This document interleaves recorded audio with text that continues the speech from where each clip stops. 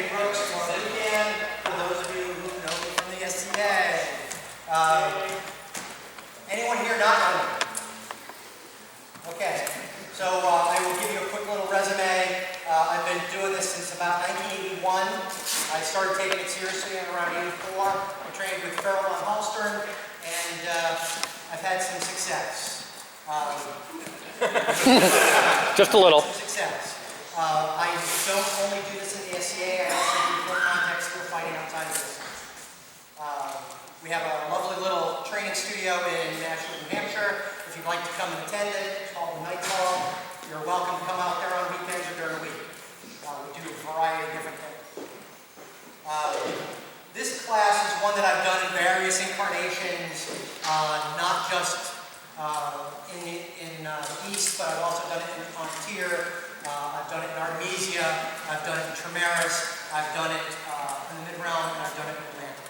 So I've taught this class before.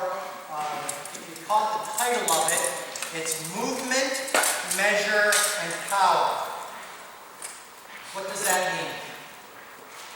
What is movement? Point A to point B. That's one answer. What else is it?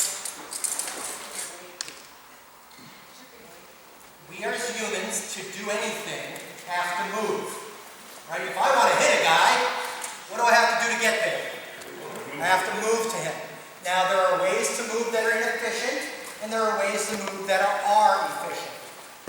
I'm not telling you that my way is the only way, but it has been very successful for me, and successful for many others who've chosen to follow this method of motion. One of the things that we do in the SCA is we do not teach motion very well as an organization. We actually don't train fighting very well as an organization because we don't formalize a lot of things that we should do. How many of you here have a strong foundation of basics before you actually sword stick? That's what the hand is. Okay? So what we tend to do is put a guy into armor right away so he gets to rush, go, oh, that's a lot of fun. He gets beat up pretty bad. Sometimes they go away, or sometimes they stick around, and obviously you stuck around because you're right here. So what I find that all of fighting is based around motion. It's based around movement. If you look through medieval fight manuals, there are dozens of them. You will find a lot of the things that I'm going to mention measured or mentioned in many different ways. You will find some of the tempo, some of the steps, and all that with 100 different names. I don't care about what they call it in other books. I'm going to teach you the way we basically do it here, or the way I do it. And you'll be able to look at a book or go, hey, Fury does it like this. You'll be able to see that and translate it to yourself. I have a couple of basic premises. Always your knees are bent, never straight. I watched some guys doing some pickups here today, and one of them was standing with this foot bent, that knee bent, and this leg long like this. How does he move forward? You don't. Right? You actually have to do a whole range of motions to move. So what you want to do is always have your knees with a little bend in them. So can everyone put a little bend in their knees? All right. Now there's another piece that I'd like to bring up. And that is I find most of the time people who are not studying footwork tend to stand too wide. My suggestion is that you stand no wider than your shoulders. So if you can put your shoulders over your thighs, over your feet, you will be most likely in the best stance. And the reason I say that is this is where you can generate power. So if you can reach down and touch your hip joints, right?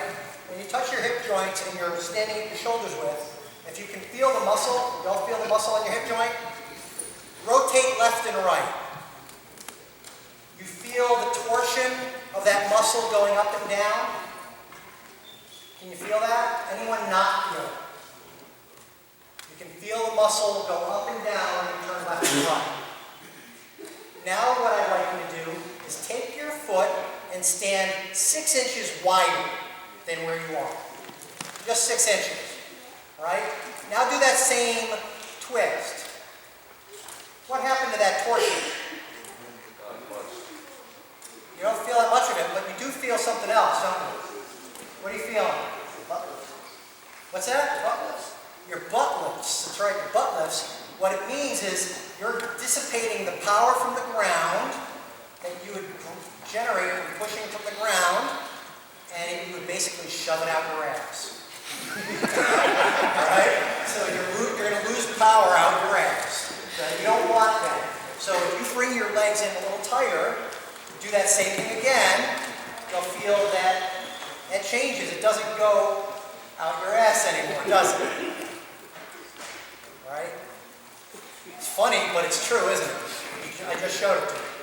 So, why you want to do this? If you stand with your foot at 12 o'clock, put one foot, whether it's right leg lead, left leg lead, put one foot at the 12 o'clock position on the clock. Everyone knows hands on the clock. I know we got some young folks here who only see digital.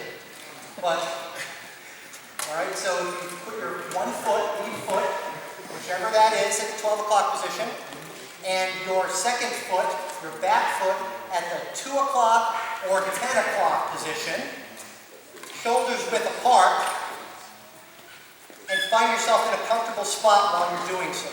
One foot pointing forward, one foot pointing to 10 or 2. Alright? Now put your hands on your hips. Feel that torsion point. Whichever way you do it, you still have that same torsion, correct? Take one foot and stick it 6 inches further out, and do that same thing. You feel unstable, you lose some stability. And if you lose stability, where are you bleeding your power? Alright. Alright, so we're in our stance. 12 o'clock 2, 12 o'clock 10.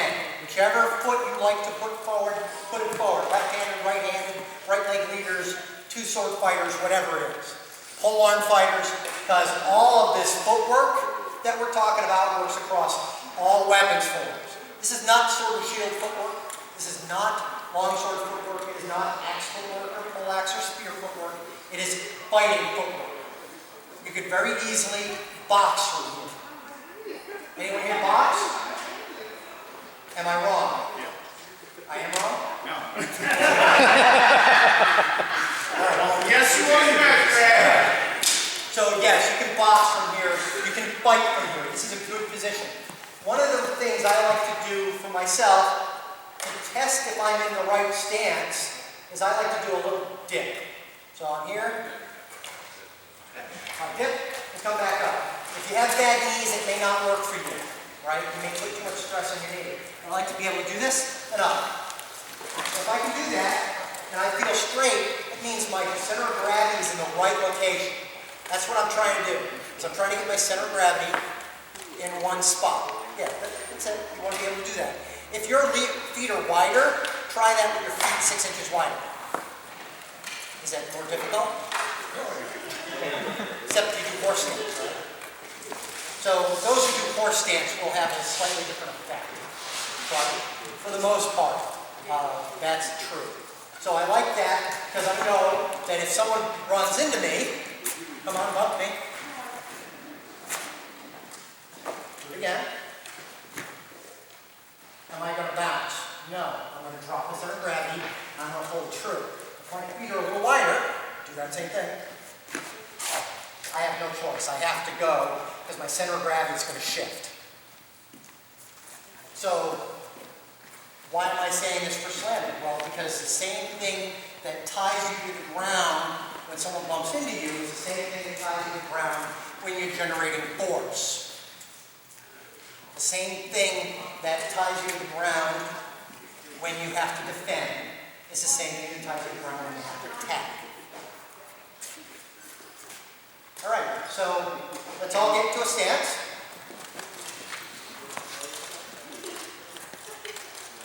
Feel that hip joint place. Find a comfy spot there, because there may be a variance of an inch or so on where you need to stand, because we all have different length shoulders and different length legs. I'm a short-legged man, but I have broad shoulders, so I stand here, my center of gravity is going to be lower than a lot of other folks. Someone who's got long legs is going to have feel a little different, and this may feel a little weird for the long-legged guys, but it's going to help you. It's going to help cut down on your target area as well. All right, so who here has had a power problem in the past? You want that to go away? Yes, please. All right, so it's going to start with your stance, what we're talking about here. Next part of that is how do we move and stay somewhat in this position? Right? If I walk, what happens? I go beyond that space. So I want to try and minimize. My son, Catlin, calls me a mitigator. Okay? I like to mitigate my fighting. I like to mitigate a lot of the things I do by limiting the things that can go wrong with it. And how I do that is I created a movement style for moving in this stance that keeps power. If you watch me fight, you don't see me do a lot of walking. Can anyone here mimic how I move? Have you seen it enough? How would I do it? I'm shuffling. Anyone familiar with boxing? Who is known for shuffling? Ollie did a shuffle. Joe Frazier. Anyone familiar with Joe Frazier? All right. So what we're going to do is I'm going to go into a stance. Right? And I am going to use my back leg, my 2 o'clock, to control my forward motion. How I do that, anyone ever play air hockey? All right, so how's a puck move in an air hockey team? It floats. It floats, right? So my front foot is a floating foot. So when I want to move forward, watch my legs. Where did my energy come from? Back leg. Back leg. Back leg. Guess what? I want to move backwards. Guess where I'm going to go? What foot is going to drive me backwards? Front foot is going to drive me backwards. Why am I doing this? Keeps my center. I'm staying in stance. What else am I not doing? Showing your opponent what you're doing. Telling my opponent what I'm doing. Because if I lift my foot, how many of you rate a guy when they're moving when they lift? Right? You see their motion, you go, oh, he's going to step.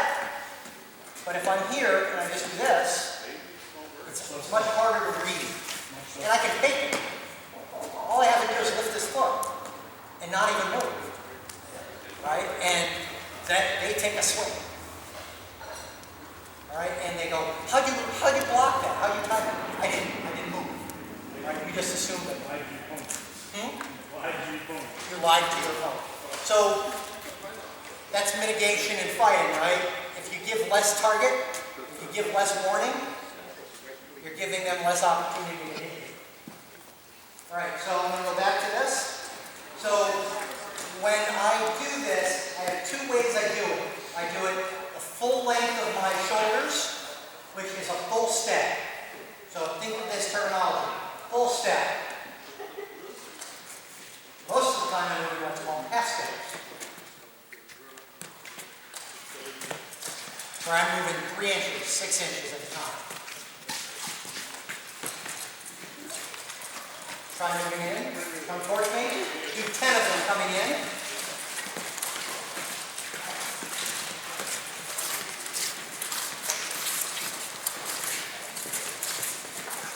All right, now start working back. You'll notice when you go backwards, you're taking longer steps. Cut back on the backward step. Because if you go too long, what's going to happen is you're going to roll your back heel Walk it to the floor, and then what will happen? Someone will knock you on your hands. All right? Or you'll knock yourself on your hands. You'll just take that step, off you'll go. Because your center of gravity will be behind you. So control that when you move backwards. And you don't want to rock. Because we'll have a tendency when we're doing the drills to do this rock. Do the full motion. Stop, move.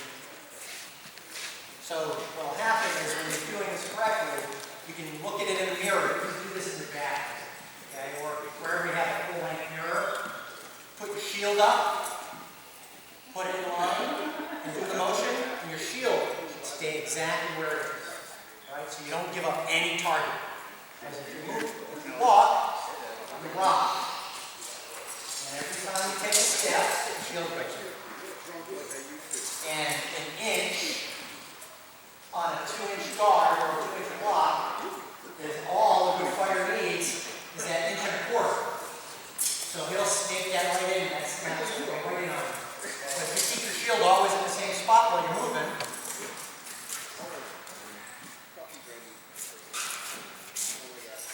you won't have targets open up, and you will still have the power zones, by the way. That's one of the other things we're going to get back to. So, full step forward, step a little long, cut that back a little bit.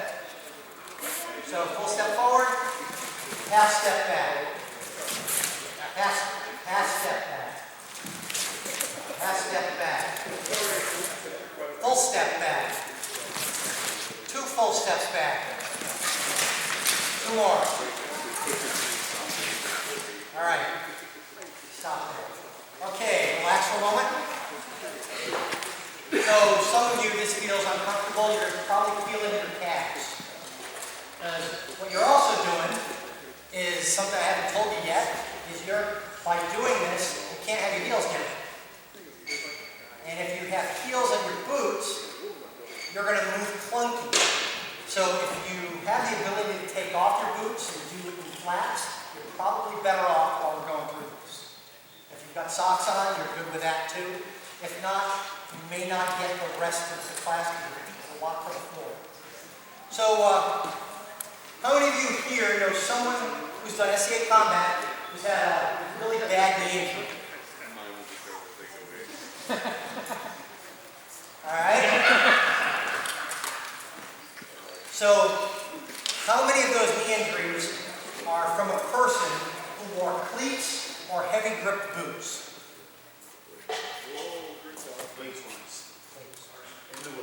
Cleats are bad. I'm going to tell you this. Folks will argue with me. Cleats are bad. I know you're never in cleats. I'm never going to argue with you about cleats, I promise. All right. I wear flat shoes. In fact, when I don't actually fight in these with the little rubber bottoms. I fight in flat leather shoes. The reason for that is what? I don't want my feet to lock when I move. I would rather fall down and lose a fight than lose my knee. Plain and simple. Alright, we get into a scrum. I'm going to push Tom here, right? If I wear cleats, I run this way. Right? And if I get hit on the side, what happens to my knee? Right? My foot got locked to the ground, and that got hurt. Happens to football players all the time, exactly. Happens to them all the time. Now I want to do the same thing to Tom, but I'm not wearing flats. What did I just do? I did a rotation. I rotated my back foot, so I had strength. I can still grip. Because the knee goes under the bend of my knees, and the minute you spread apart. Right? So there's a few things we're trying to work on here in a very short window. One of those is that stance. The other is that you want your feet to slide, kind of like that air hop pup, and you want it to slide in the front 60% of your weight on the balls of your feet. Right? So it's on the balls of your feet, which by the way is going to make your calves hurt. Because if you're not used to doing this, right? But I'll tell you, in 6 months you're going to have calves like this. If you do this all the time. You have big calves. Alright, so you're in your stance, you're here, you're pushing forward to move. Can anyone tell me when they moved with the back foot pushing forward, what part of the ground they were shoving against with their foot? What part of their foot were they using? The ball of your foot and the inside edge. You kind of lift the back of the foot up when you do that. Well, if you keep your heel down, that will lock your foot and roll your ankle back when you push forward. You can feel that if you're trying. So that's kind of why you don't want to use heels when you're doing this. Because it actually rolls your ankle wrong. And it kind of screws up the movement. You want to move with the inside of the foot. So you use the inside of the foot on the ball of the foot to drive you forward. Does that feel better? There is more power. There's a lot more power.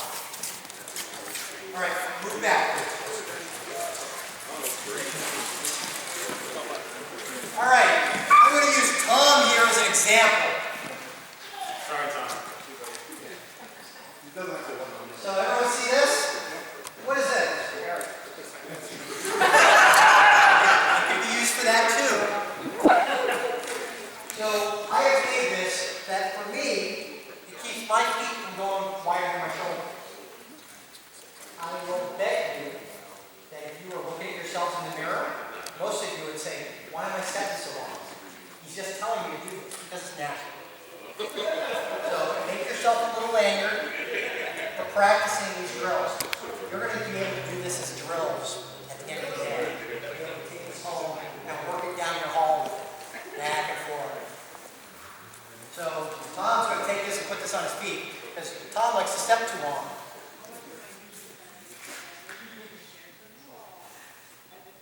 And you only trip a few times.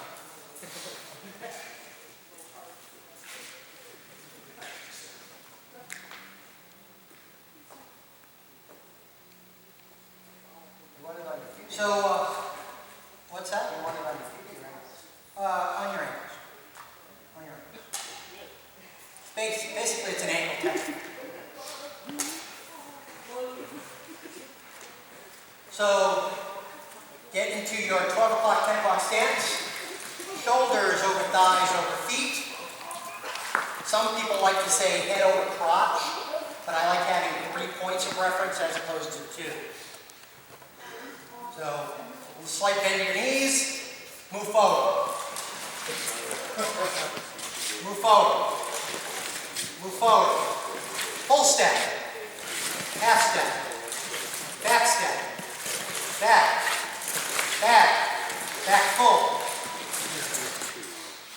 Feeling something there? Feel a difference, right? You're used to this. All right. So here's the next part. Now that's just forward and back, isn't it? Is that real helpful? It is helpful. But there's more to it. How do we want to fight? Do we want to fight just straight in and out? No, we don't. So what I try to do is I try to create a box. Anyone familiar with, well, boxing, right? Or MMA? They create circles on the ground, or they create boxes for motion. So you want to create basically 45-degree angles, and you can do this with masking tape. Make yourself a nice little box with angles from a center point.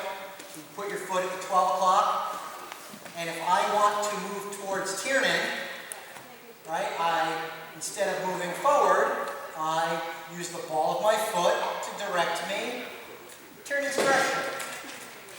Now in a melee, am I running that way? No. Okay, in a singles fight, we're fighting, we're squared off, right? And I want to move to that way. I just move that angle. Oh, I want to move this way. Watch the foot swap. So you can do foot swapping now. So you're here, I move the 45-degree angle here. I pivot on that front foot and shift my weight to the other foot no wider than my shoulder. What did I just do? I went from here to here. Did that give me position on him? All right? Very subtle, isn't it? Not very difficult. There's not a lot of move to it. It's one motion and a pivot on the ball of the foot. And the trick is being where? On the ball of your foot. Because balls can rotate and the heel can't. It locks to the ground. So if you put your weight long and then you put your weight on that heel, how am I going to be a threat? Right? You're a threat when you can motion, when you can move. So what I'd like you to do is move forward twice, take one 45-degree angle, move once on the 45. Let's go.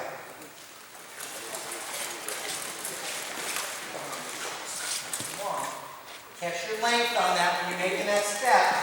That pivot, when you step on the 45, when you go to the other 45, is a rotation on that front foot. So why don't I work on that rotation with you? So I'm going to put myself at my 12-10, and I want to take my back foot, and I want to move this to the 12 o'clock position. When I do that, I'm going to put my weight on the ball of the lead foot and rotate it. Everyone get that? Keep trying it. And if you're in flats, it works a hell of a lot better, doesn't it?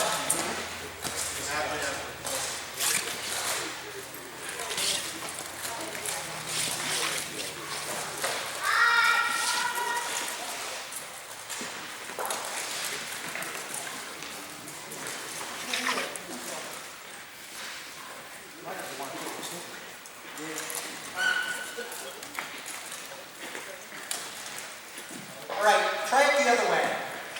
So lead with the other foot.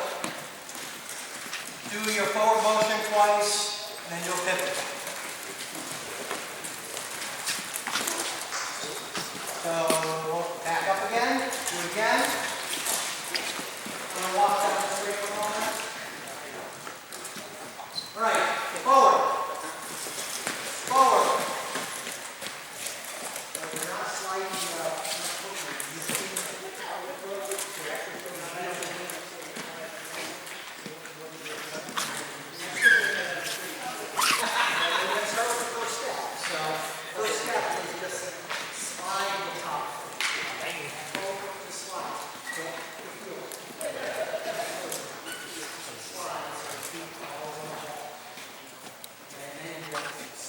All right, so forward, full step, half step, 45.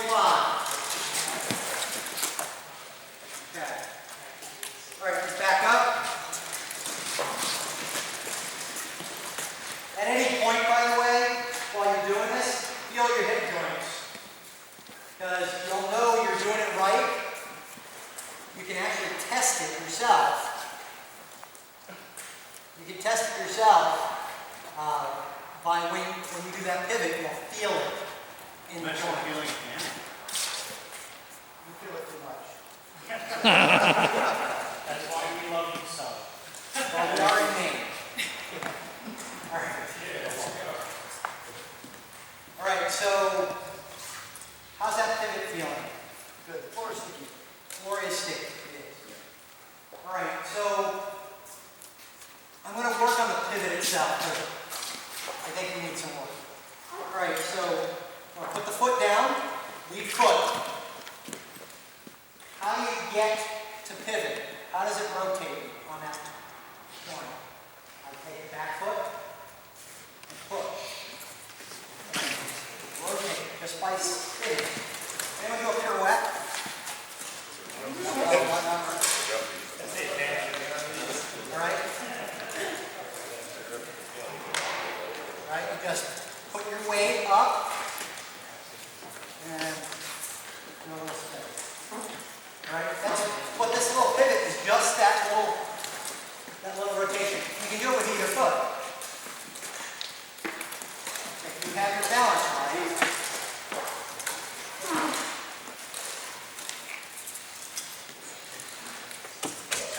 So, yeah, you're digging because you're instant. And then this floor is a little sticky. All right, so we've got our full step, our half step, and that 45 is a pivot. I want to throw a wrap. I come in, I do my step, I do my pivot. Oh wait, I moved this other foot, didn't I? I pivoted on one, landed the other one, and pivoted on that one too. So you can pivot on both feet.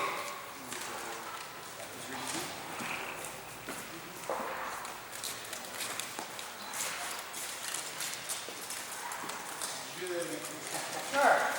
I'm here, I take a step, I pivot, I pivot.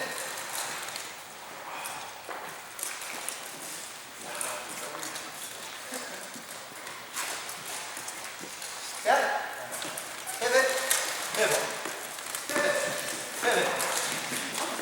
You just keep pivoting. You can pivot from position to position. As long as your shoulders aren't wide.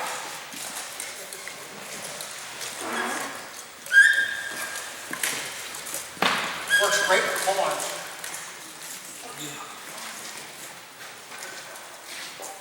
Long shoulders. All right, so I don't want to get caught in the weeds. There's so much we can go over.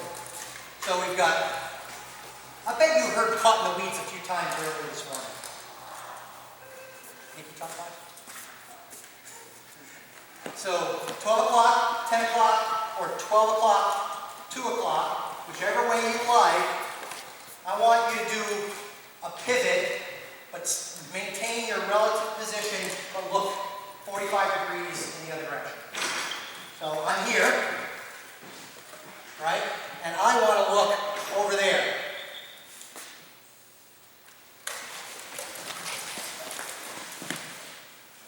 One simple motion rotates you, and now you're guarded in another direction. I want to go back that way. I use my back foot. I pivot this way. I'm maintaining that position. I want to guard, I want to look at that door. I use my rear foot. And I rotate that way. And you do this with your heel block to the ground.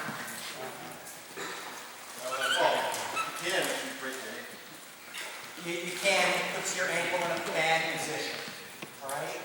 So if you can't do this without being in heels, well, I prefer you do this motion in flat shoes. Because this is pretty much the way the guys who did this historically, they fought in flat shoes. Okay? Go show me a fight book, or show me an illumination of someone in combat in heels. I challenge you. Find me between the 16th century and the 12th century. Find me one. All right? You're not going to find me. Good luck with that. I'm looking forward to seeing you. So we've had people all over the world searching for it, by the way. From Russia to New Zealand to here. All right? They're not finding it because it doesn't really exist. These guys knew what they were doing. They taught flat-footed fighting for a reason. It was effective. And anything else that we do is a cheat. And more likely to hurt us physiologically. So, next. So, we've got our motion. We've got a drill. I wanted to do one more drill, a 45-degree drill with you, so you can take this home, because I'm running low on time, because I've got so much more to cover. All right, so we're here back in our guard, and instead of doing the forward half steps, I want us to do 45-degree half steps. 45 for your turn. That's going to feel weird because you're not going to be used to it. You want to go the other way? Change the foot. Do a pivot, change your foot.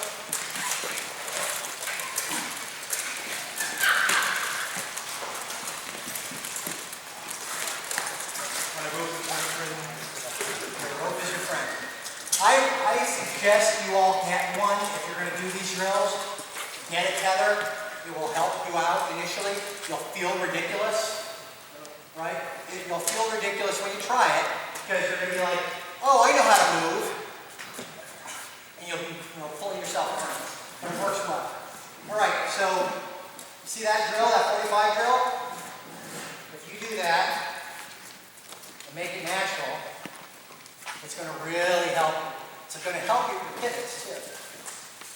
Because that 45 drill, you can turn that into a pivot drill. You do a 45, pivot.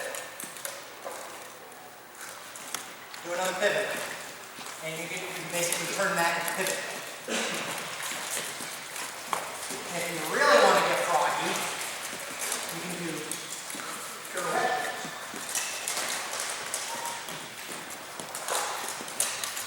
Where you take that one, swap foot, pirouette, do another step, do the same thing. That's going to help you with wraps. The hardest wraps are when I'm pirouette. You should have faced the other way so it's the same. So I'm here, I'm going to do the foot swap.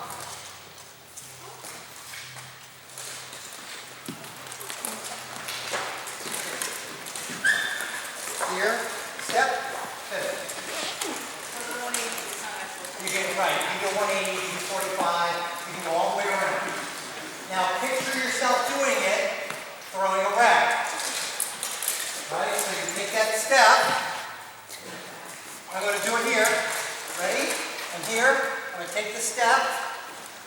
I've slid, which is a leg swap. Shoulders width. And I ran off to go hit somebody else. And you can do that with the pole arm too on the run by. So you're on the run. By the way, this is a melee move, not a singles move. So I am actually running. As you do your run, you take that step, you do that cut, and you move on. Yeah, you just killed me. You should move on this way. Why did you say no and move on to your problem? So these things work really well. It just takes some time getting used to the new movement. Right? And it is a lot to grok. I have some stuff online on this movement. You can look it up at Knight's Hall. There's a Trimaris University, Duple U down in Trimaris. They filmed it on tier film. All right, so it's out there a few different places. All right, so questions about movement before we move on to the next piece. So movement is the base of everything. Anyone know the word measure? What is measure? It's how close you are to your opponent. How close you are to your opponent. It's all of that. It's both of those things. It's how close and how much time between the two. So it's a concept that covers range and timing. So range is one thing, right? And you've probably heard ABC range and all that stuff. That's taught in a whole bunch of different places. I understand it. I don't try not to talk about that because I'm trying to talk about in range and out of range, and in measure and out of measure, or timing. So, two of us lined up. I am here. Watch my feet.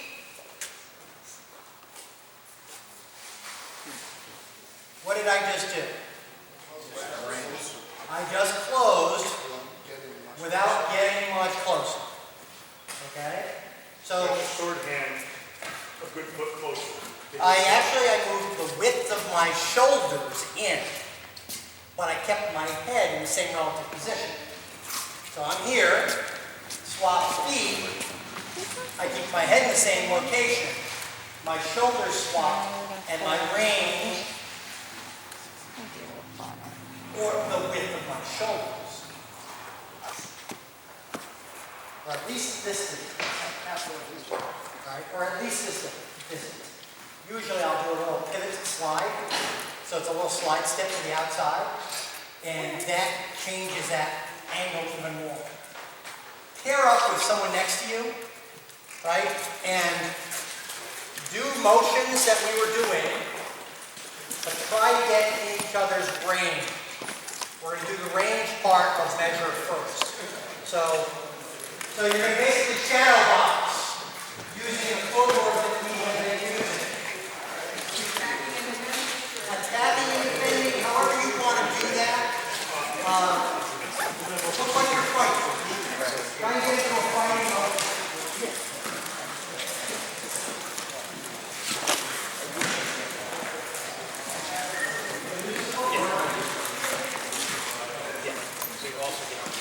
And you can help each other by coaching each other with the footwork that you've been going over the past 45 minutes. You need assistance. Raise your hand. Yeah, I feel like you're also.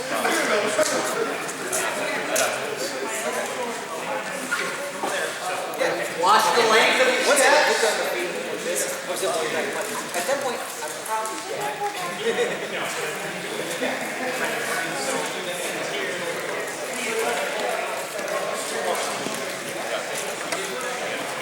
Yeah, I feel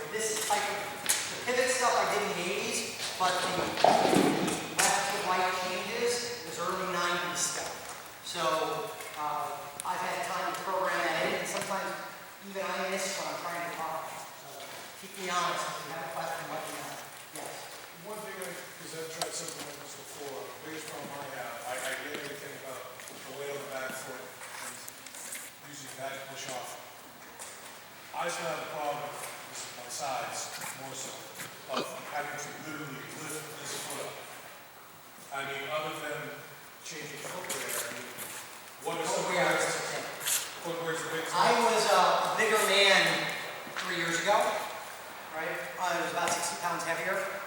still able to win a crown tournament. I use this footwork. I was heavier. I understand as a bigger guy, you know, the challenges of it. The flat feet, flat footwear really is significant. It's going to make a big difference. Definitely with the pivoting and fielding. Yes. If you have an issue having to lift the foot, does it mean that the weight is too far forward? It's not something. Not in the shoes. See, the shoes, you've got heels. And so what's going on is that the ability to get on the ball in the foot is taken away by the heel. Because what he would be lifting his foot up is that void that's filled by the heel. I can still, right out on the ball of the foot, but I can still feel the heel contact. And now he'll have to tip it further. He's on a tippy toe and he's all screwed. So, yes. I found that even where you're leaning sword side, sword way, still taking that step brings you into where, you know, with the distance, you get that shield in Yeah, between, you can still. that rotation does that. So that rotation allows you to cover territory without taking a step. Right? You just, right? And oh, by the way, your feet are still grounded. You still have that power in your hips. Questions so far? All right, so let's get back to measure. We just did range. And I said measure was made up of two things, right? Range and timing. So I was having a little discussion with someone earlier about priority. Was that you? Feet, foot, and Feet, foot, time of the hand, time of the foot, time of the feet. All right? So those are your A, B, C ranges, by the way. So what range is this? Time of the hand, or and how fast is the blow from here? Very fast, but what does it generally lack? Generally lacks power. I'm here in the foot. It's a one step to target range, which is B, for those of you who have been to IEDC. So we're here, one motion of the foot, and I have target impact. That is an amount of time, isn't it? Distance and time. So that's part of range and becomes measured. So here we are. I am here. I've got to move twice to hit him. That is time of the feet. Right? So that's C range. I have to move twice to get into range. And if I swap feet and move once, I'm even closer, right? Because I've shifted the width of the shoulders. Is this making sense? Anyone lost? All right, feeling good? All right, so now what I'd like you to do is think about when you shadow box, you're going to go back to Parker, and think about those three things. And think about the amount of time it takes to get from point A to point B at a specific range. So when you go back to practice later in the week, and you start working this footwork, you start figuring out the footwork and the timing it takes to get a blow to the target from a specific place. If I'm here, anyone, can I have a sword? Actually, I'll take a pole and stuff. But a hammer. The hammer's good. I'm not going to find an axe. I think you really want to see it. Try some of that joy. No, it's really simple. Okay? So I'm here. The amount of time to hit him from here is pretty quick. From here, it's pretty quick.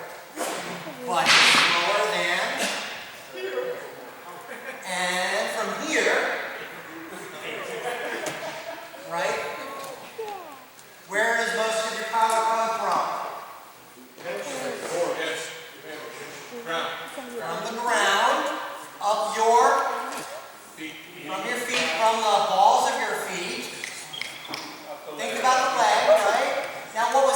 I told you to feel? And hit. Feel that little muscle? So when you do a rotation, right, all of that power is coming through that target. I'm here. So power is tied to measure, which is tied to movement. So ready? I'm here. I'm going to step in. I do this little leg stretch.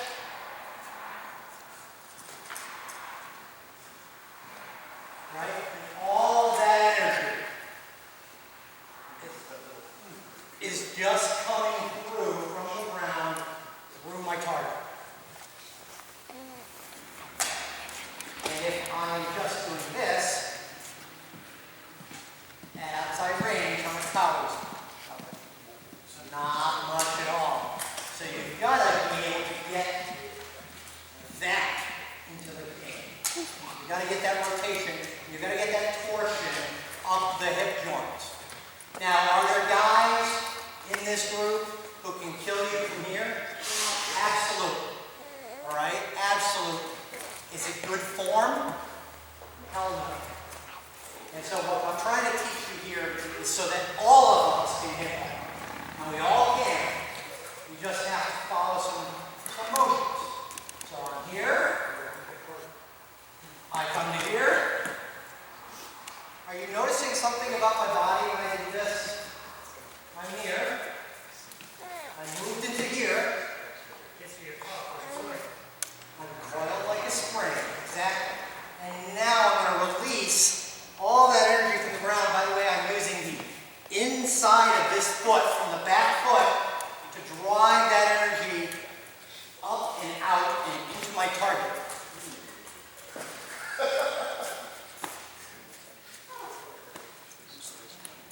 Here, take that. Go into the stance. Do a step. Now rotate and move. You feel the energy. Making sure you're coming off the inside, not the outside.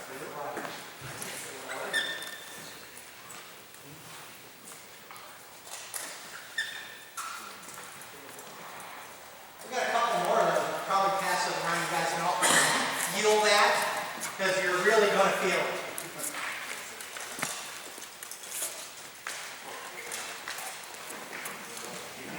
Good question. Do you think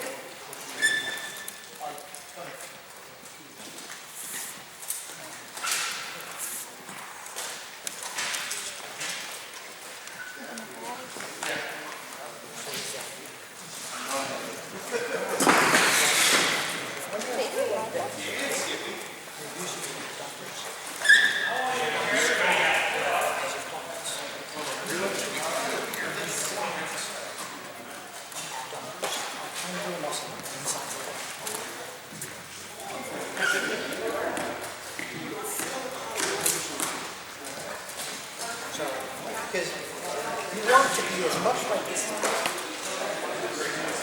possible.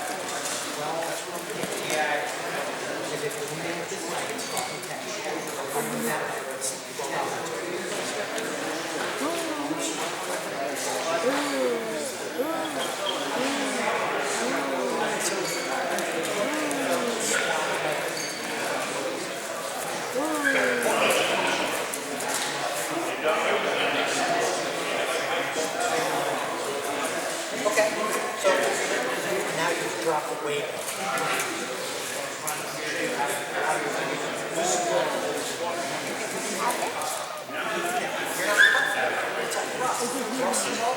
You're fencing, right? You're going to go from a fence to a cut.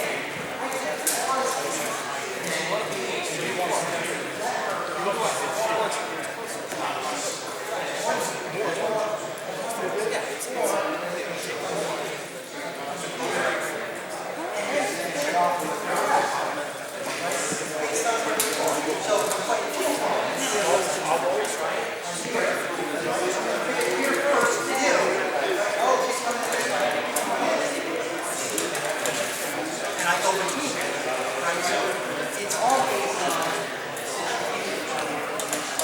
I can tell you this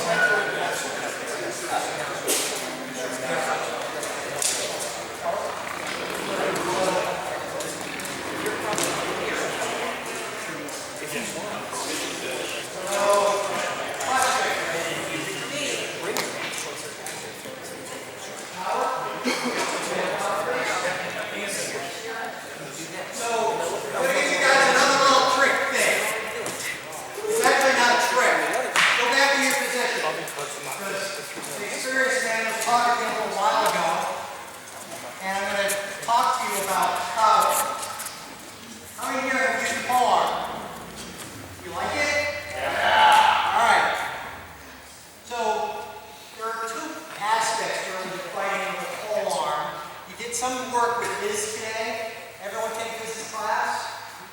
All right. Viz talks about having the both hands in the same direction. Right? But in SCA, a lot of times we don't do that. Right? So we kind of get used to fighting in what we call bayonet stance. When you're fighting in bayonet stance, or whether you're fighting in this Viz polearm stance, when your weapon is forward and your foot is at 12 o'clock and your rear foot is at 2, it feels clunky. It's hard to thrust because you want to generate power forward. So you actually got to slide the foot back because now you're fencing. Anyone ever fence? How are your feet when you're fencing? Like that, right? Right. So you've got one at 12 o'clock, and one traditionally at 3 o'clock, or at 9 o'clock. Very different than the cutter stance that I have here. It feels different in the hips. Try it. Go into your stance. The shoulders width that I've had you standing at, that fencing guard with a little bent knee can be shoulders width. If you stand straight, you have to stand longer. And if you have to stand longer, your foot locks to the ground. So keep yourself at that shoulders width, in that fencer stance, with the foot at the 9 o'clock or 3 o'clock stance. And you can do all your thrusting you want. That works great. You've got power linear. You can follow the weapon as long as you're keeping your shoulders over your thighs, over your feet. Your center of gravity will work. Try it. Take it. If you lean your body forward, past your knees, what happens? You get off balance, you lose your power. If you keep your shoulders over your thighs, over your feet, and you move, you feel all that energy from the back foot drive right through the weapon. That gives you a nice hard thrust. So you've got that nice hard thrust, right? Simple transition. Want to go back to cutting?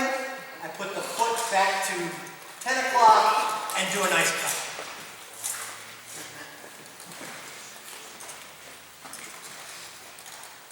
Does that make sense? All right, one of the problems with going from the fencer spear usage to cutting is distance of your arms out on a weapon. So, anyone ever do a push-up? Have you ever done a push-up with your arms out wide like this? Does that suck? Does it hurt your body?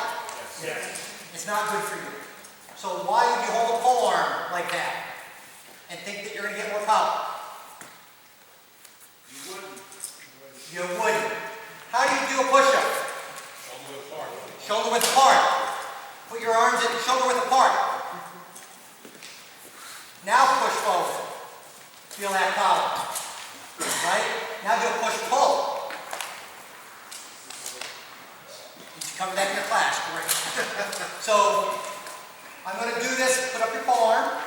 My arms are wide. I even have this wide vis stance. I even have the wide vis stance, right? If I come to here, all right, significant power changes. If I'm here and I do this cut, I only have the power I can drag down on the tip. If I am here, I get my full hit into it. I get to drive all of my energy from the ground to my target. Push pull. Shoulders width apart. Either direction. Record guy. People will complain more that you're hitting too hard than that you're not hitting hard enough. And that's a good complaint, because it's easier to dial it down than to dial it up.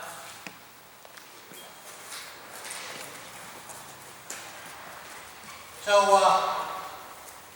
we have a couple of volunteers to hold a pole arm. Sure. All right. So I'd like everyone in the class that would like to take a swing at a pole arm, do it both ways. Do it wide, and then do it shoulders width. You're volunteering as well, or are you drawing your hand?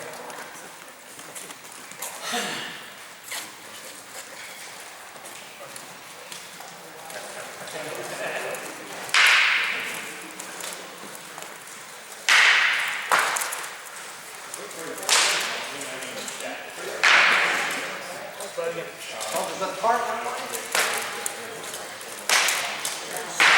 Generate that power just right from the ground. Get your feet in the right position when you do it. Are you left-handed or right-handed? Right-handed? Swap your hands. Now flip it.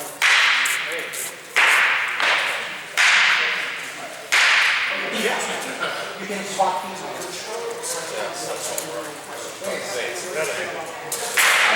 Yeah, you've been right like these.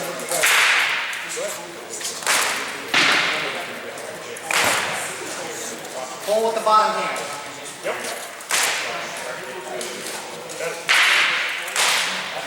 Much better. Now, if you go wide, you feel how it just leads your power away. Now, bring it close. Shoulders width. Significant difference. And you're going to need some work to do your snap. Push.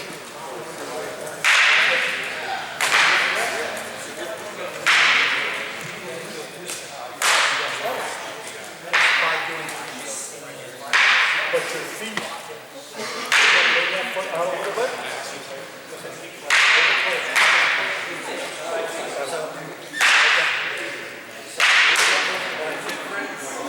Those guys feel nice, really honest.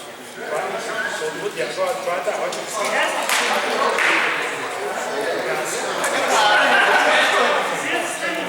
Hold your body. Fighting is fighting. All done. Don't do it all. Good, good. Yeah. Big. There you go. Yeah, your muscles are tired. I take that shot. Nice. Beautiful. Nice.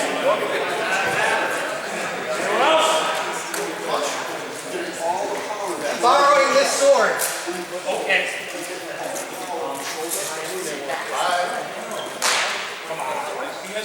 First of all, how do you keep the right spot? Can I use your arm for a second, Oscar? Sure. So I'm here in this position. Right? I drop myself here, and I want to generate that power. I'm going to do that same rotation. Look at the leg. I'm going to do that depth. I rotate over this.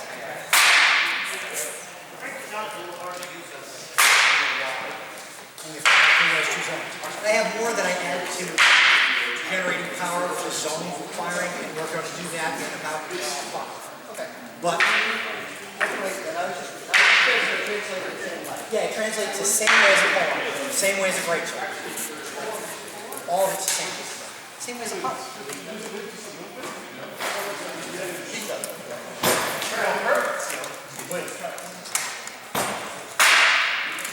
Something like that. Look right at the target. Keep your arm loose. Loose on. There you go. Loose is much stronger. Stronger and done right there. Got it. Okay, I see it. Thank you. Thank you. Does everyone have a chance to go through this? Yeah, yeah. All right. Don't hit the can back of the head. That's all right. I won't. It's my head. There you go. Better. The hands will pull closer together. There you go. And Hold with that bottom hand. Keep your arms loose. yeah, your feet are sort of pointed in the same direction. Now, Yeah.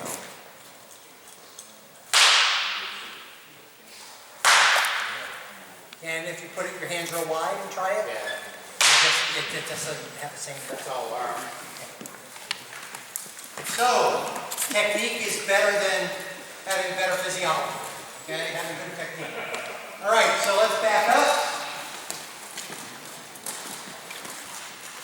And I'm going to pick a different victim. yeah. Huh.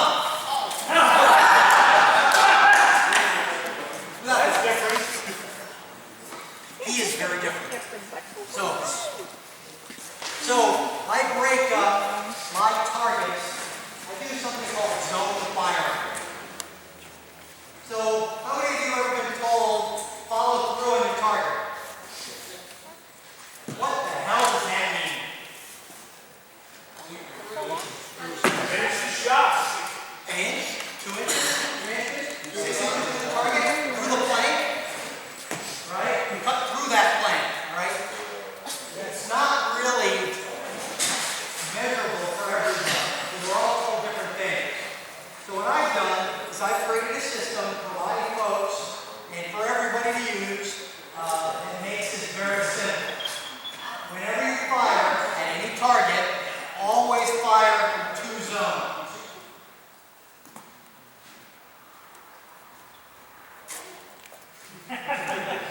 One, 2, 3, 4, 5, 6. If you really want to get cool about it, 7, 8, 9, 10, 11, 12.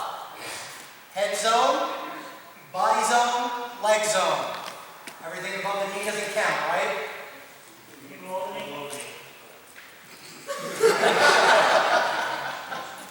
Ready? So step back out of the cube. I'm going to fire through 2 zones. I went through zone 1 and zone 2.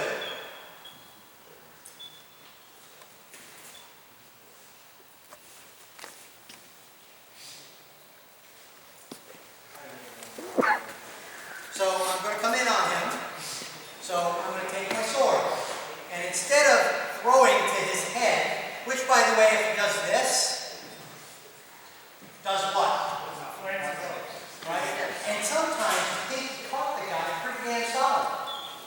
But if his head moved like this, and you were aiming right at the target, you hit a surface and it didn't come through the target.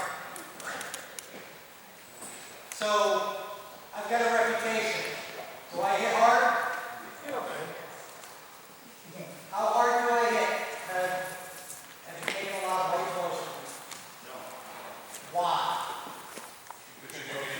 Because I go through 2 zones every single time. Oh, by the way, when I do this, what have I done? You set yourself up for the next shot.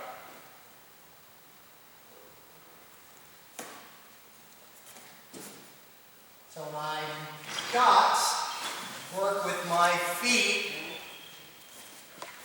and I'm keeping myself shoulders over thighs, over feet. When I'm throwing my blows, if I throw to the outside of this and just throw here, and if he moves there, he might get hurt, but it doesn't do anything. So I've got to throw through my target. So I throw through two. I want to take this arm. He's fighting two-weapon, right? I want to take this arm through that zone and that zone. I might hit him here, but I finished my shot through. Now, how many here have fenced before? So when you thrust someone and it's going to be too hard, what do? Break your wrist or your elbow. Break your wrist or your elbow. In this case, you break his wrist or no. So if you know that you're going to hit him too damn hard, you've hit, you follow through, you can pull the rest of the shot out. Just let your arm go. Right? And it should not continue through and break them up. There is hitting too hard in this hit, correct? Yes. Right? You want to have a little control. But firing through 1, 2, 3, 4, 5, 6 allows us to always throw solid blows, which we always want to throw solid blows. We don't want to hit anyone with a noodle.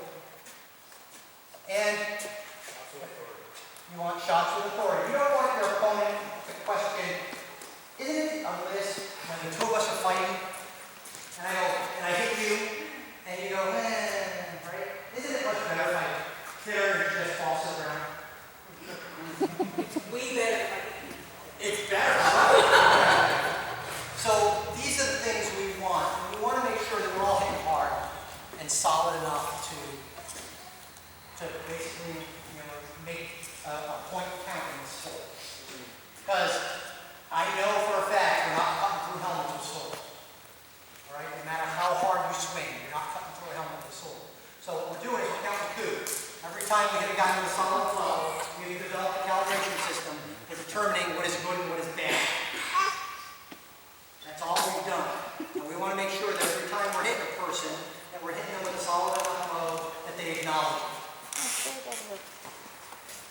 If you fire through those zones, and you use the footwork that we talked about today, most likely you will succeed in hitting people with power and speed and ferocity. Questions about the zones? How many of you have a Pel? Right, if you don't have a Pel, get one if you have room for one. If you don't have room for one, find a place that does have one. Because all of this stuff matters. Every time you hit something, it helps you. Every moment you spend in armor helps you. You don't have to do all of this in armor, by the way. How many of you visualize? Visualization is a huge part of my game. I think through these things all the time. Got a couple of moments, I think through what I'm doing. All right, I'm going to go try that. And then I go find a person and try it on. Or I find a Pel and try it on. If anyone has seen the Pel in the Knights Hall, they'll notice that I've been using an axe a lot lately because the thing is chopped to hell. Yeah, we gotta talk about that. What's that? We gotta talk about that. Yeah, we're going to talk about it. So, you've got to practice these things. Any questions on the drills? Any questions on measure? Any questions on power generation? How about the zone? All right, so if you have any questions, I can be reached at jbrooks@usaknights.org. Send me your questions in an email and I'll answer it.